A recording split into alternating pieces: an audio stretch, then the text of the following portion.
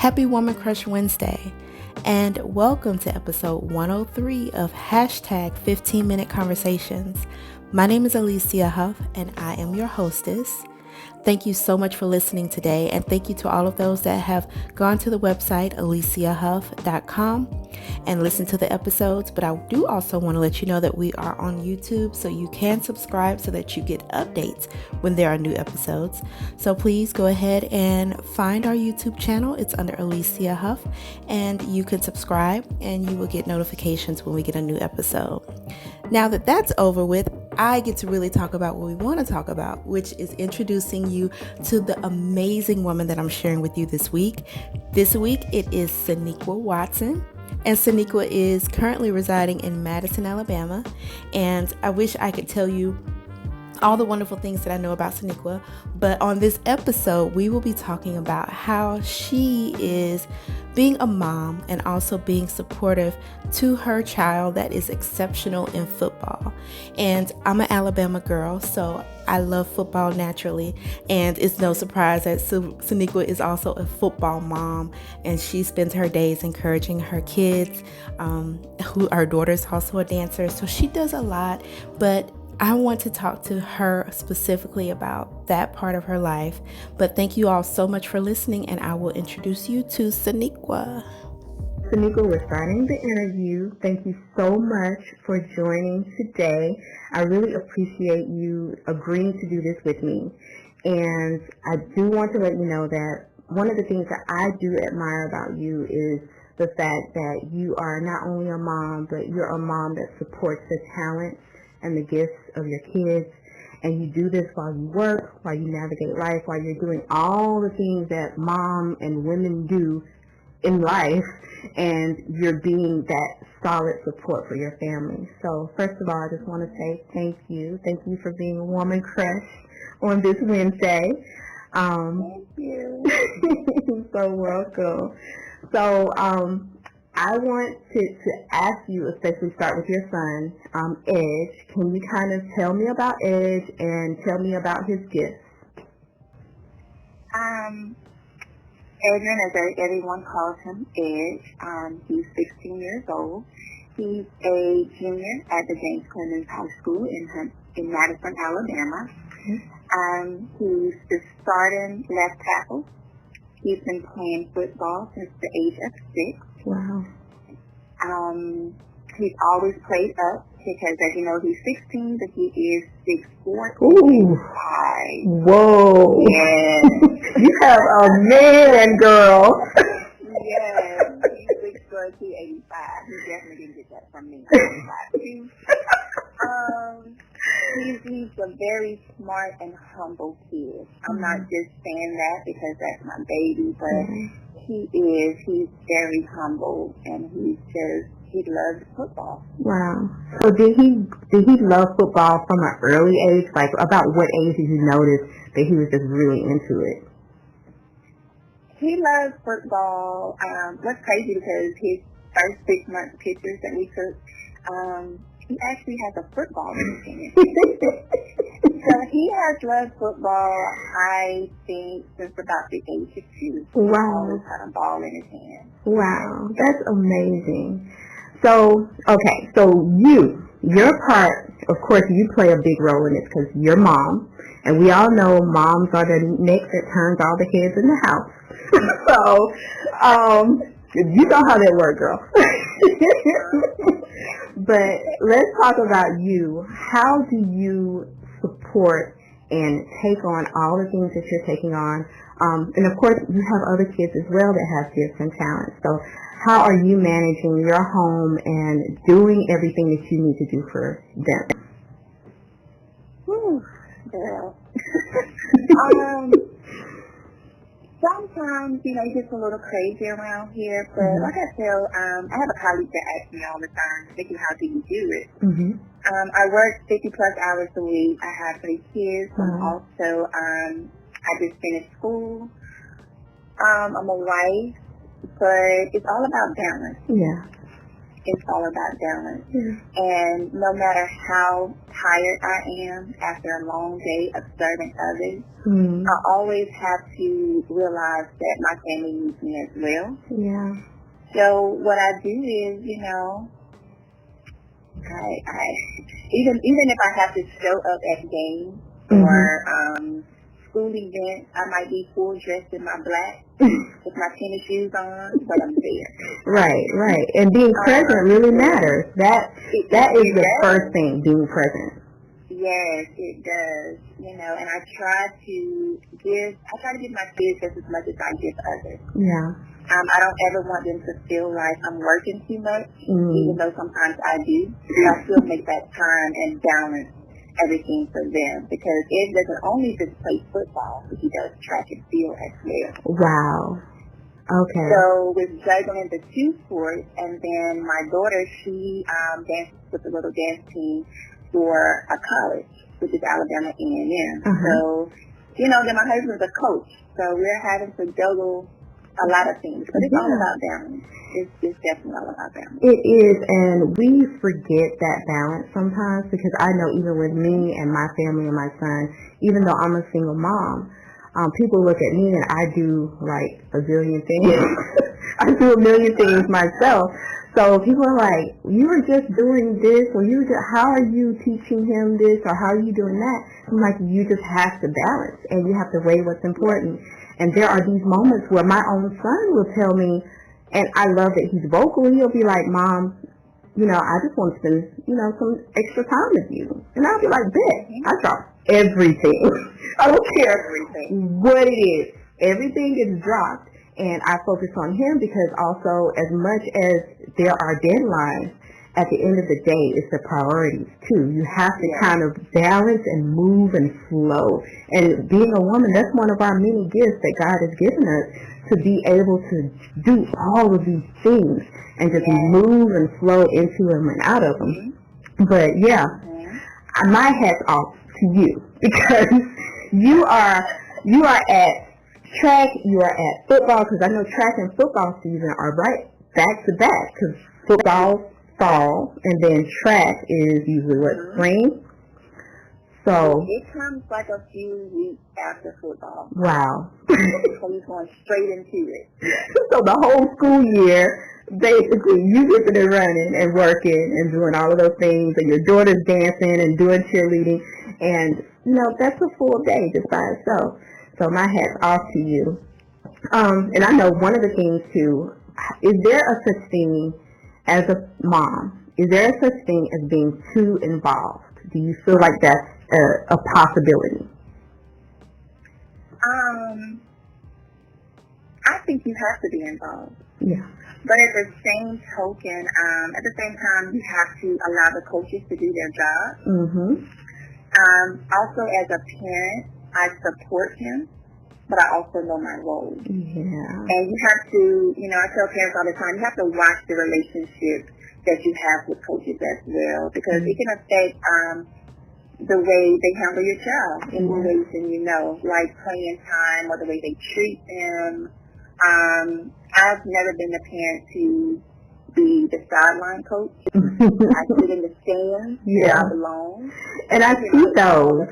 We see those now. We've seen those parents that be out there like, just don't give them the ball. Just give them the ball. Let them go out there and run that play, because they are so into it. But that can be a distraction to your child's gift. And it can be, like you said, create issues of respect between you and the coaches, which you're basically giving your kid to them and saying, manage their gift, and I'm co-manager with you. Right. Yeah. So, I don't think you can be too involved, but you have to be involved. Right. Okay. Just allow the coaches to do their job.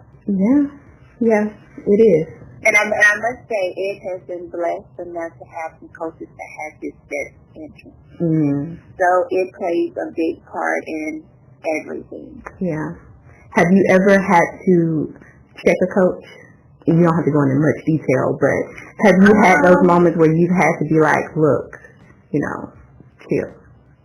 I don't think I've had one of those moments since he was maybe playing Pee-wee. Okay. Because, like I said, he's always played the group age above him. Mm-hmm. So I've had some concerns in the past, but, it only made him better. Yeah. But no, I haven't had that issue. And he has one more year to go. That's awesome. Wow. One more year for what, junior?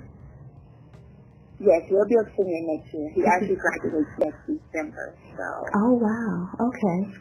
Yes. Goodness, one more year. And then, of course, he's looking at continuing his career and colleges and all that fun stuff. Yes. Okay. Okay, awesome. I won't ask any secrets. So, what advice do you have, like, for parents that have children that they know have an excellent spirit in a specific area? What advice do you have for them to continue and nourish that? My advice is to make sure your child's academics is up to the par. Come on, Mommy. No matter how talented your child is, yes, if they don't have the grades, they will not excel. Come on now. That takes discipline. Yes. That's the first step. Yes. And in my household, no grades, no play. That's how you do it. And another thing, you have to figure out where your child wants to go to college. Figure out the college requirements. Stay connected to your school counselor. I think Ed's counselor and myself, we're on a first name basis. Wow. Because that's how much we talk. Yeah. I also stress to Ed's friends and everybody, make sure all your tests are taken before your senior year. That way, your senior year, you don't have anything to worry about. It's not crunch time. You're not frustrated. And they're already distracted because it's senior year. Like, that's the fun stuff, right? You hanging out, you start going to parties, you enjoy your friends, and you're exiting out of that phase of life. So, yeah, I had to tell my foster daughter the same thing. I'm like, look, try to get as much done before you get to that point, especially those last 6 months. You ain't doing nothing when you get back from Christmas holiday. Nothing. And nobody's going to be able to make you do it. You're just not going to do anything. No. But that's about the best advice I can give. They have to stay on top of those academics. Awesome. Because, if sports fail you, you have to have something to fall back on. Yeah, that's key. You're right. And that's going to take you further into your gift. It'll never fail you. Focusing on academics will never hurt you. It's only going to promote what your talent is and then what your gifts are. So I'm on that with you. And you know what? I'm really thankful that you said that. Because we forget about that, right? We forget about the part where our kid is just super talented. They can play the piano like Bach, but they got to also know to study and to be good. Study to show yourself approved. Like, do it. Yes, ma'am. So thank you for sharing that story about your son. But now we're going to talk about you. I like to ask this question because I think it's very important as women for us to share this. So, what are your passions? Or let me put it this way. What is your passion today?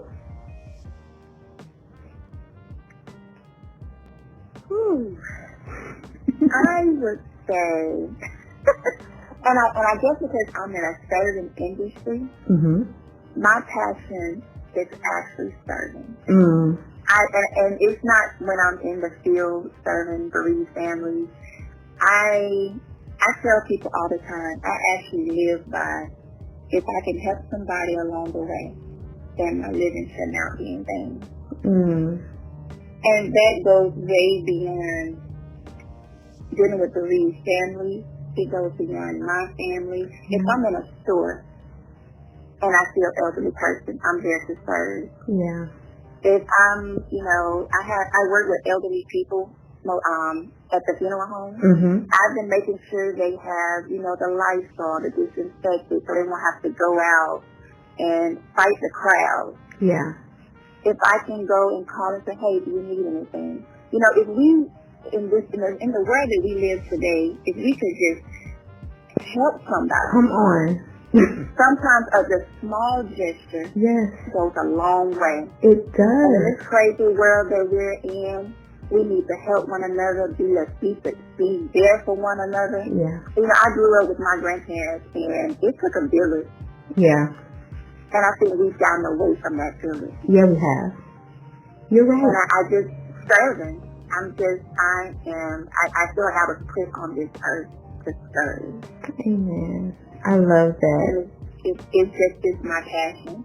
Okay, I love that. That's all I know to do. do. Everybody had that heart, like you said. This world would be in such a better place. Yes. Like, even Jesus told us in the scripture, like, to serve. We're to serve each other and to be of service. And we're of no earthly good if we're not helping each other. Everything else we do is going to be wasted anyway. It's going to stay here, but it's when we serve each other that we are going to grow. And not only grow, we're going to grow into the people that God has wanted to perfect us to be. So, my hat's off to you. Don't make me preach today. We're not doing that. But, no, I love your heart, and I'm going to have to do another interview with you one day. And we're going to talk about your acts of service and how you serve the community and the people that you love and don't even know in your job and in your life. So I just want us to talk about that some more one day. So thank you. I convinced you to do this one. So now it's not hard. I can convince you to do one more. Okay. We can do that. Okay. Okay. Well, thank you so much. Soniqua, we're going to wrap up the interview, but thank you again for doing this. Thank you for having me. You're so welcome. What an amazing conversation we just had with Soniqua. Soniqua, thank you so much for sharing your wisdom, and thank you so much for sharing your truth.